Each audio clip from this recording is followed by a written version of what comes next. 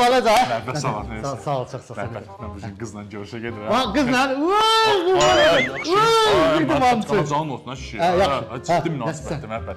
Xeyir işsin gedirikdə. Bir dənə mənə qəşəng xeyir işsin günah. So, sən məhəbbət edin, məhəbbət sekund elədi. Sən bir dənə buket deyəcəm, xeyirlidir. Narahat olma ya, ləzzətli buketdir. Natural antibiyotik. Antibiyotik? Hə. Məhəbbət. Elə başımız öləsin, yaxşı. Narahat Girən kimi olma. hayl-mayl olsun. Qız baxan kimi ağlayacaq. Sızılacaq kövrə. Sən get əzəm, mən başımı qat. Yeri, başlayıram mən.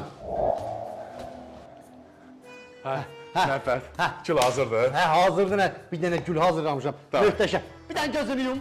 Yummuşam. Aç gözünü. Da. Məhəbbət, sən dəlisən? Bu nə də? Buketdir da. Bu nə buketdə?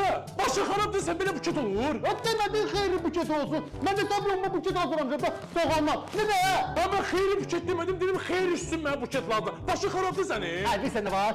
Buketi verəndə qızlar ya satırlar, ya da ərib çürüyüb gedir, üstünə düşür. Ondan sonra da bir yersən qoysan qabağına, qəşəng bir dənə soğan salıb, çıxırmadan hazır belə qəşəng, yaxşı belə plov da hazırlaya bilər. Məhəbbət bilsən nədir plov olsun. Plovdan verəsən gör. Apar bey, təbrik edirəm. Elə məhəbbət.